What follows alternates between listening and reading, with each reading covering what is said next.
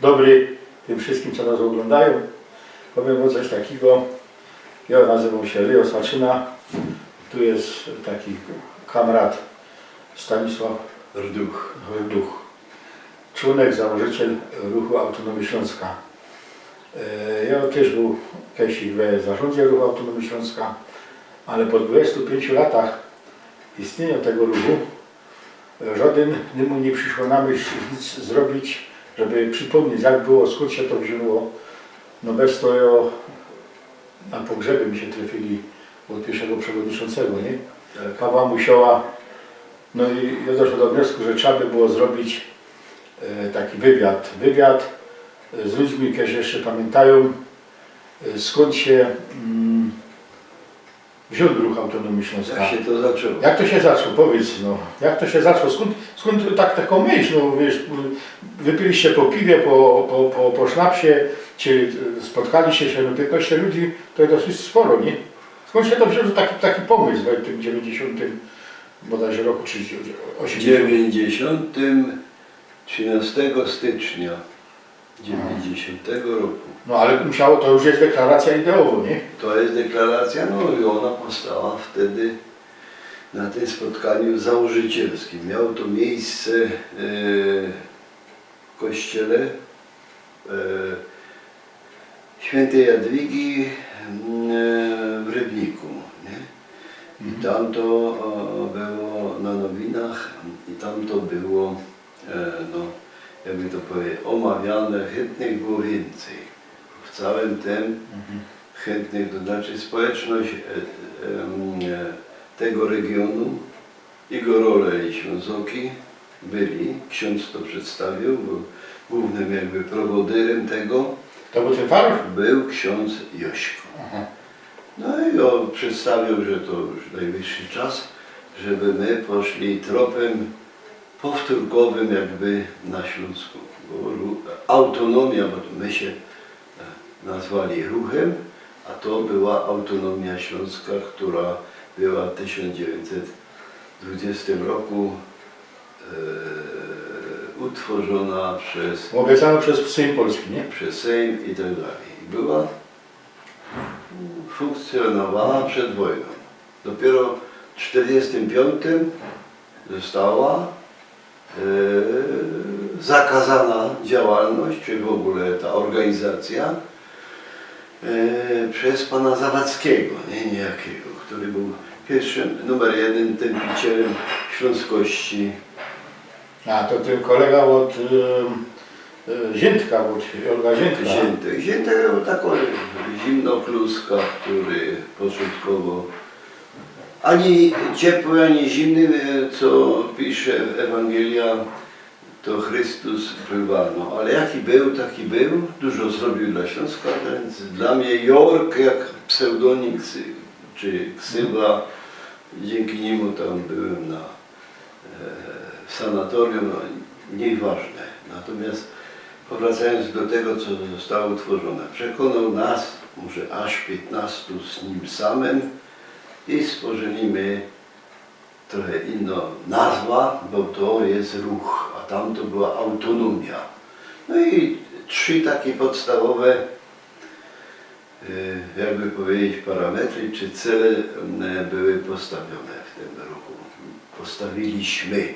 A na początku to się nazywało Ruch na rzecz pełnej autonomii Śląska. Tak, no ale potem skrótowo Ruch Autonomii Śląska i było tak, nazwa województwa katowickiego, bo to ciągle było, Katowice, nawet był moment, wszyscy pamiętamy jak historia Ślązoki, że był Stalinogród, Katowice, ale potem no, dążyliśmy, żeby to jednak województwo czy region, przygotowanie do działania śląskie. Druga sprawa to był Skarb Śląski, czyli już taki etap następny miałby być samodzielność ekonomiczna. No i wybieralny wojewoda, czego do dzisiaj nie ma. Jedyne co jest, to jest ten województwo śląskie. No i zaczynaliśmy. Które mniej śląskie niż zaraz po wojnie było, nie? No, to już by trzeba było szczegółowo politycznie, geograficznie, socjologicznie, bo zdało się, że na Śląsku wszyscy, co tu przyjadą do pracy, a trzeba było ich dużo, zastąpić tych Ślązoków, którzy z dobrej woli, ze strachu, z różnych przyczyn wyjechali, wyemigrowali. Może moim zdaniem na dzień dzisiejszy mogę powiedzieć, z całą stanowczością wybrali dobrze, bo nie przechodzą tego, co my tu przechodzimy. Od zapylenia dzisiaj 700% zanieczyszczeń tu. Nie? No, jak działamy, tak mamy. Natomiast ta asymilacja, która miała nastąpić, ona się odwróciła przeciw nam. Chociaż oni są wierniejsi, ci, jakby to powiedzieć, nawiezieni na Śląsk, bardziej są wierni, tak ja to odczuwam, jak ci zmęczeni, urodzeni, Od starości, tak zwani pnowy, bo to kiedyś ksiądz mi tu w Markowicach podzielił, to panie Stanisławie, pan jest, kim ja mówię, jest jakby już od zarania. No, to pan jesteś pniokiem. Ja tu jest krzokiem, ale też są ci w kościele, co to przed kościołem była rozmowa, ptoki, nie? Więc tak to on już podzielił i tak mi się to wydaje, że to tak działa. Każdy w sercu ma jakieś tam przywiązanie. Ja jako młody związałem się ze Śląskiem, chociaż ojciec mi zakazywał, żeby nie szedł na gruba. A on mało tego, to skończył studia i przerąbał 30 lat na tej grupie. Jakim tam funkcji, to że mniej ważne. Z różnymi ludźmi przyszło do czynienia. Jako oddziałowy, jak i tam na Cztygar, to poznawał różnych ludzi.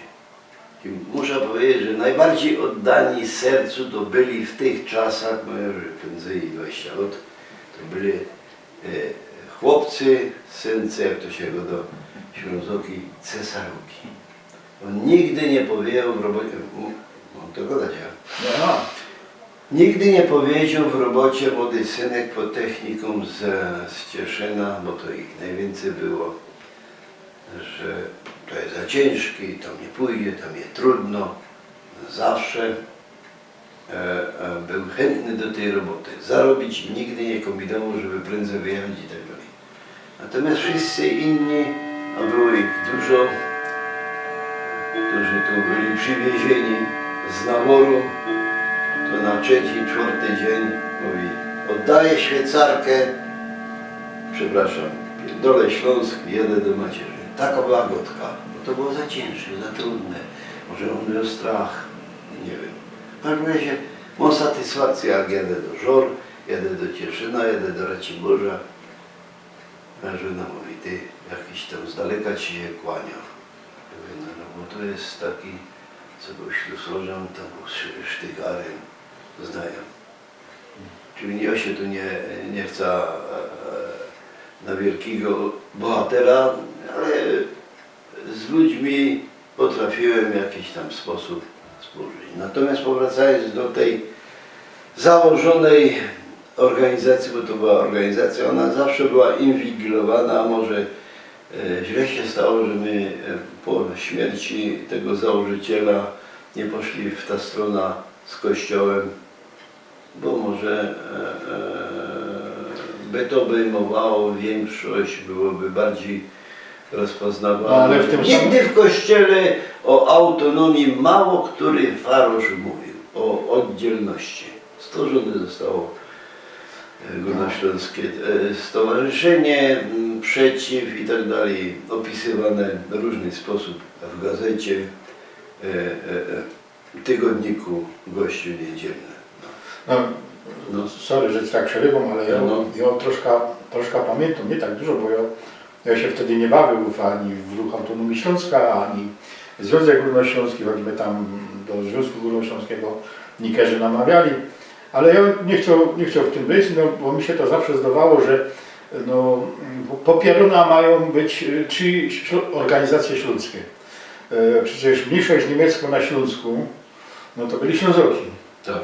Nie? To byli Ślązoki, to byli takie Ślązoki, które poradziły godać po śląsku, a nie no po niemiecku. Tak. Bo jak ci, co nie umieli po śląsku godać, to już Zawadzki wszystkich kozą im się jechać do Vaterlandu, nie? No a mnie to tak trafiło, że w tym czasie no, ktoś jakby ekstra zrobił, żeby nie powstała jedna organizacja, no sobie powstały 3-4, bo z tego co pamiętam, to wtedy było coś takiego, mniejszość niemiecką wspierano przez Republikę Federalną Niemiec,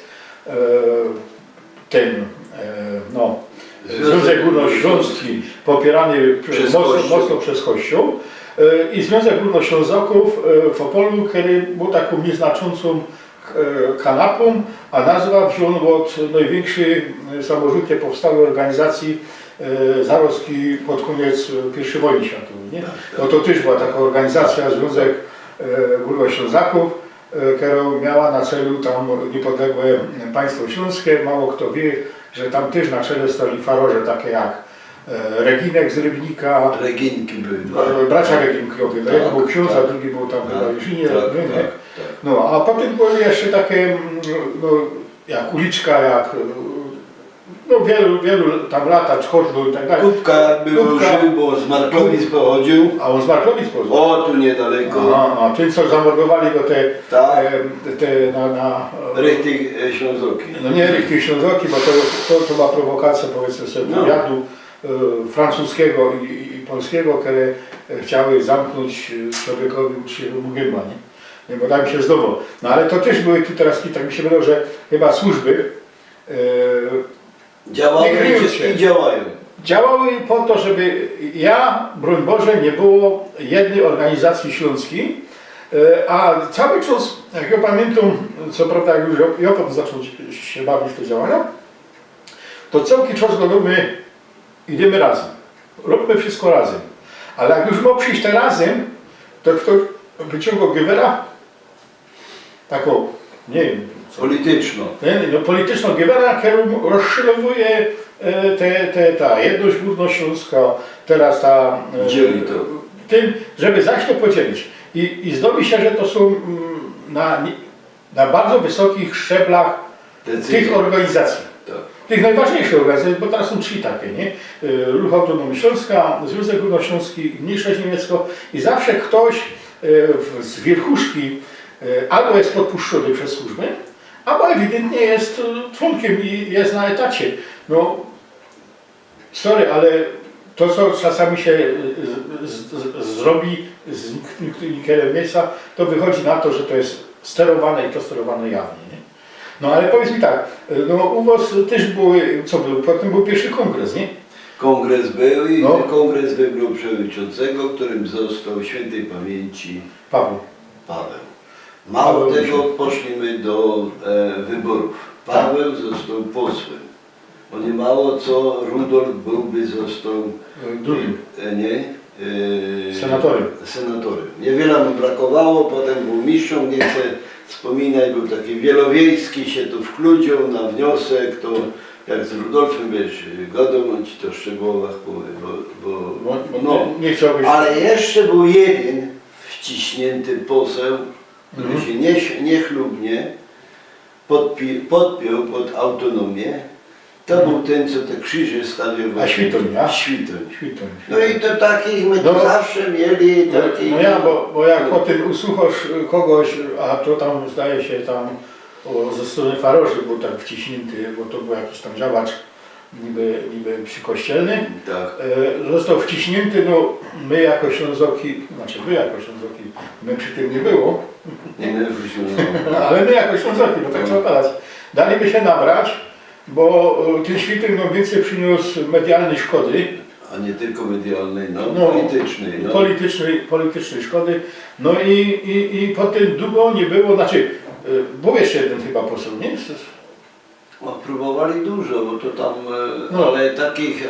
Ale takiego sukcesu jak wtedy to już nie było. To już nie było, nie, to już to na tym potem już były zmiany my się, można było powiedzieć, jako laicy w większości modlili o to, żeby się to rozszerzyło. Więc zakładanie kół, nie? Kongres drugi, który wybrał na tym kongresie, został szefem, jak to się nazywa, Wieczorek? Wieczorek, potem jeszcze był taki dyrektor z kopalni Ziemowit, nie powiem, już nie pamiętam jak się nazywał, że zaistniał na chwilę, też był. No a potem przyjął przywództwo, zawsze sekretarzem był Rudolfowicz, nie? No, siedziba była, władze Rybnika, jakby nie były, Einzlanom przyznały na Placu Wolności. No, sekretarka tam była stało. Tak, pan Łabajowo, nie? Pani Łabajowa świętej pamięci już też, nie? No. I tak różni się ale przybierali. to, tak, Godosz, tu dużo było dyrektorów kopalń, nie? Tu było, no, Znaczy, dyrektorem był Musiał, ale nie kopalni, no zakładów, jak to było, materiałów ogólnotrwałych, on był w Gliwicach, był dyrektorem. A on był z wykształcenia czym? Prawnikiem? Tak, tu jest, proszę bardzo, panie szanowny, kto co był.